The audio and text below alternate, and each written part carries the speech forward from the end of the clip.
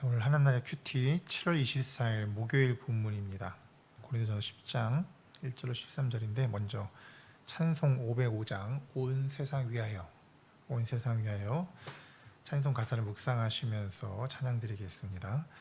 온 세상 위하여 나 복음 전하리 만 백성 모두 나와서 주 말씀 들으라. 죄 중에 빠져서 헤매는 자들아 주님의 음성 듣고서 너 구원 받으라. 전하고 기도해 매일 증인 되리라. 세상 모든 사람 다 듣고 그 사랑 알도록 온 세상 위하여 이 복음 전하리. 저 죄인 회개하고서 주 예수 믿으라. 이 세상 구하려 주 돌아가신 것 나 증거하지 않으면 그 사랑 모르리. 전하고 기도해 매일 증인 되리라. 세상 모든 사람 다 듣고 그 사랑 알도록 온 세상 위하여 주 은혜 임하니 주 예수 이름 힘입어 이 복음 전하자.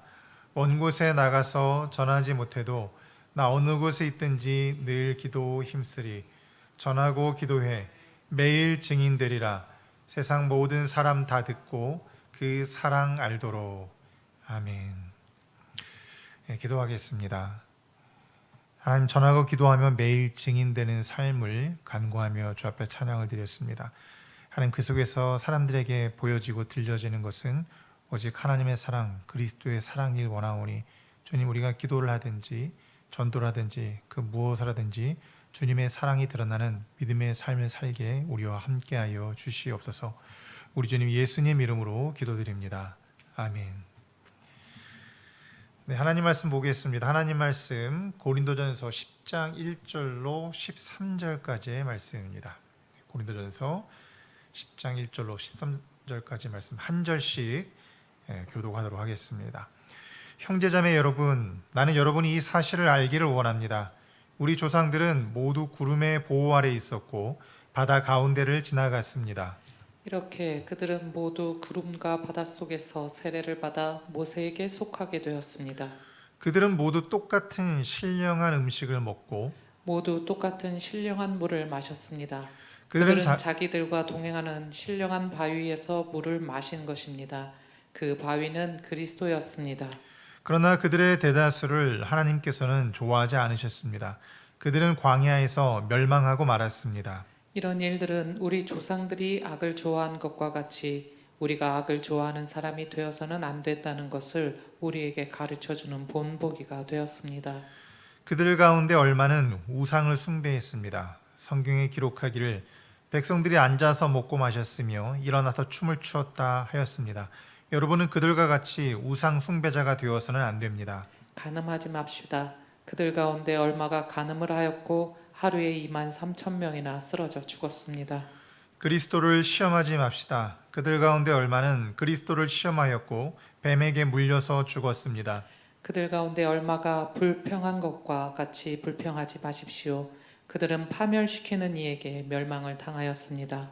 이런 일들이 그들에게 일어난 것은 본보기가 되게 하려는 것이며 그것들이 기록된 것은 말세를 만난 우리에게 경고가 되게 하려는 것입니다.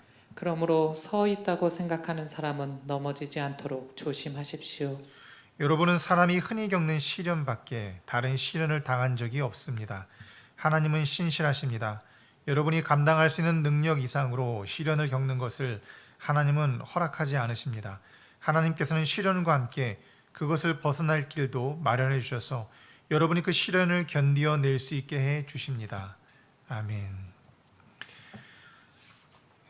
고린도전서 9장 어제까지 사도 바울은 계속해서 자유에 대해서 그리고 권한과 권리에 대해서 이야기를 했습니다. 그리스도인의 참다른 자유는 하나님을 섬기고 몸된 교회를 섬기는 마음 가운데 사람을 사랑하는 자유다, 그렇게 이야기를 하면서요, 결국은 그렇기 때문에 내 권한을 포기하는 그런 모습조차도 그리스도 안에서 살아갈 수 있는 또 다른 삶의 모습이다 라고 그렇게 제시를 했습니다. 그래서 바울이 사도로서 고린도 교회를 섬기는 가운데 그들 가운데 얼마나 많은 눈물을 흘리고 또 사랑하며 섬겼는가를 이렇게 가슴을 토해놓으면서 이야기했던 것을 우리가 또한 이 말씀을 통해 보았죠. 자, 오늘부터 말씀은 다시 한번 이 고린도 교인들의 삶을 다시 한번 들여다봅니다. 그들의 예배 생활, 그들의 사회생활을 들여다보는데요. 그들의 예배 생활과 그들의 사회생활이 전혀 다른 그 차원의 것은 아니었어요. 그들의 예배 가운데 잘못된 모습이 있는 것은 결국 그들의 사회생활 가운데도 연결이 되는 것이었어요. 자, 오늘 말씀은 잘못하면은 다른 형태로 우리가 말씀을 받아들이기 쉽습니다. 이 말씀 가운데 고린도 교회는 여러 가지 문제점들을 이야기를 하는데요. 두 가지 부분에 대해서 이야기하는 것 같습니다. 첫 번째는 무엇이냐면 바로 고린도 교인들의 근본적인 교만함과 근거 없는 확신을 사도 바울이 뒤흔듭니다. 유대인들이 보통 갖고 있던 민족적 확신, 자기들이 하나님의 백성이라는 확신을 로마서라는 말씀을 통해 뒤흔들듯이 지금 고린도 교인들이 자기들은 하나님의 백성이라는 그 부분에 대해서 뒤흔듭니다. 그러면서도 두 번째로는 그러면 우리는 어떻게 살아가야 될 것인가, 어떤 신앙의 태도와 어떤 삶을 살아가야 할 것인가를 이제 이야기를 해요. 말씀을 보도록 하겠습니다. 성경 속의 하나님 나라 첫 구절에 보면 이렇게 되어 있습니다. 고린도와 같은 다신교 사회에서는 신전 제사에 참여하여 그 제물을 나눠 먹는 것이 자연스러운 사회생활의 일부였습니다. 여기서 끝까지 이제 우상 숭배에 대한 이야기가 나오거든요. 그래서 이 말씀을 보면은 이 본문에 보니까 우상 숭배는 이제 한두 개 나오긴 하는데 전체가 뭐 우상 숭배라든지 이방신에게 제사를 드리는 것하고는 좀 차원이 좀 다른 얘기 같은데 이렇게 좀 헷갈릴 수 있을 거예요. 오늘 본문의 설명은 하나님 나라 묵상하기와 지금 이곳의 하나님 나라는 이 본문 안에 감춰져 있는 내용들, 그리고 내일 본문 말씀을 들여다보면 더욱 더 분명하게 드러나겠는데요. 그 부분을 이야기한 거예요. 이스라엘 사람들이 광야에서 하나님을 섬기면서도 영적인 죄를 저지르면서 우상을 숭배하고 간음을 저지르며 살았던 것처럼 지금 이 고린도 교회 성도들이 하나님께 예배하고 온갖 많은 것들을 경험하면서도 교회 안에서든 교회 밖 사회생활이든 우상을 숭배하는 듯한, 또 실제로 우상을 숭배하는 그런 자리에 있다. 이제 그것을 이제 지적을 했던 거예요. 그러면서 이제 첫 번째로 고린도 교인들의 삶이, 신앙이 온전하지 않다라는 것, 그리고 그들의 잘못된 확신을 뒤흔듭니다. 그 예로 이스라엘의 오래된 이야기를 소환해요. 바로 광야 생활을 했던 이스라엘 조상들의 이야기죠. 그들은 어떤 사람들입니까? 하나님의 구름의 보호 아래 있었다라고 이야기를 해요. 여름에 뜨거운 광야 사막길에서 하나님이 구름의 그늘을 갈아주시고 그들을 인도해 주셨어요. 또 그들은 바다 가운데를 지나가면서 그 물기둥 사이로 지나갔습니다. 그것을 이 바울은 뭐라고 말하냐면 바닷속에서 세례를 받았다라고까지 이렇게 표현을 해요. 또 그들은 신령한 음식을 먹고 신령한 물을 마셨습니다. 신령한 바위에서 물을 마셨어요. 그러니까 이들의 삶을, 이들의 신앙을 다시 한번 정리해보자. 뭐냐면 하나님의 기적과 이적을 경험한 세였다는 거예요. 우리는 보통 하나님 내가 기적을 맛보게 해주세요. 그럼 좀 더 믿음이 있을 텐데요. 하나님 내가 신비를 맛보면 좀 더 기적이 있을 것 같은데요. 그런 생각을 할 때가 많이 있어요. 그런데 고린도 교인들이 그랬습니다. 기적과 이사를 맛보고 은사를 체험하고 황홀경을 체험했어요. 그러니 이제 출애굽을 했대 불기둥, 구름기둥으로 이스라엘과 함께했던 하나님을 체험했던 그 조상들과 같이 얼마나 귀한 체험을 한 것이겠습니까? 그런데 이제 바로 그 부분에 제동을 겁니다. 사도 바울이 제동을 거는데 뭐라고 말하냐면 5절에 이렇게 말합니다. 그러나 그들의 대다수를 하나님께서는 좋아하지 않으셨습니다. 멸망하고 말았습니다. 아니 그렇게 뛰어난 체험을 하고 하나님과 함께 했었는데 하나님의 입장은 달랐다는 거예요. 그들을 좋아하지 않았다. 그래서 결국 그들은 멸망했다. 도대체 왜 하나님께서는 그들을 좋아하지 않으셨는가? 이유가 나옵니다. 바로 6절 말씀인데요. 우리 조상들이 악을 좋아한 것 같이 그들이 악을 좋아했다라는 거예요. 악을 좋아했다. 그 악함이 어떤 것인가? 7절부터 쭉 나오는데요. 우상숭배, 8절에는 간음, 9절에는 시험, 10절에는 불평, 그것들이 나와요. 그럼 이 이야기를 왜 하는가? 그때 그런 일들이 있었는데 하나님께서 왜 멸망시키셨는가? 본보기가 되게 하기 위해서였다는 거예요. 그 후대의 모든 사람들이, 하나님을 섬기는 사람들이 하나님의 거룩하심과 하나님의 어미하심을, 또한 하나님의 신실하심과 인도하심을 보고 본보기로 삼도록 그렇게 광야를 인도하시고 또 멸망을 시키셨다라는 거예요. 그러니 이 말씀을 통해서 하나님께서는 지금 사도 바울을 통해 무엇을 말씀하시냐면 고린도 교회는 자기들의 영적인 체험을 가지고 자기들의 황홀경을 가지고 내가 하는 방언이나 은사나 병고침이나 수많은 좋은 것들, 하나님 쓰시는 좋은 것들 인해서 하나님을 경험했지만 다른 한편으로는 잘못된 우상과 간음과 잘못된 길을 가는 그 일을 지금 하고 있다는 걸 하나님께서 경고를 하시고 있다는 거예요. 그래서 사도 바울은 이제 그들이 잘못된 삶을 살고 있을 뿐만 아니라 그들의 조상도 넘어졌기 때문에 이제 너희들도 넘어질 수 있다는 두 번째 가르침을 줍니다. 12절 말씀 이렇게 말합니다. 그러므로 서 있다고 생각하는 사람은 넘어지지 않도록 조심하십시오. 그러니까 우리의 신앙이 굉장히 많은 것을 체험하고 무언가를 경험하고 알면 알수록 더욱더 조심하라는 거예요. 12절 말씀 이렇게 말합니다. 서 있다고 생각하는 사람은, 아마도 고린도 교회 성도들을 하는 이야기 같습니다. 자기에게 받은 체험이 있기 때문에 나는 이제 그리스도 안에서 서 있는 사람이야, 온전한 사람이야, 어린아이가 아니야, 어른이야, 이렇게 이야기하는 것이죠. 나는 온전하고 완전한 사람이야 라고 생각한다는 거예요. 그런데 바로 그 부분에 사도 바울이 말합니다. 넘어질까? 조심해라. 고린도 교회 성도들은 많은 은혜를 받았지만, 하나님과의 경험이 있었지만 그들의 인격은 성숙하지 못했습니다. 그들은 온전하다고 스스로 생각했지만 아직도 어린아이와 같은 치기들이 많이 있었어요. 그러므로 이 말씀을 통해서 보는 은혜는 바로 우리가 하나님을 온전히 경험한다 할지라도 우린 여전히 부족하구나, 내가 부족하고 내가 넘어질 수 있구나 하는 그런 마음을 갖는다라는 것, 그런 겸손과 자기를 돌아볼 줄 아는 마음을 갖는다는 것, 그것이 가장 중요한 것이 아닌가 생각이 듭니다. 그럼 이제 사도 바울은 그 이야기를 하면서 마지막으로 13절 말씀에 그럼 우리는 어떻게 살 것인가, 어떻게 믿음 생활을 하고 어떻게 신앙생활을 할 것인가를 이제 권고합니다.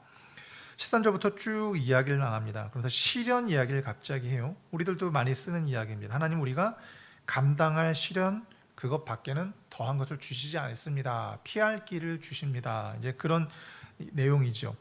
이 말씀 무엇인가 하면 지금 이제 이스라엘 백성도 마찬가지고 고린도 교인들도 악을 좋아하고 잘못된 길로 갔던 이유가 뭐냐면 그들이 시험 가운데 있었다라는 거예요.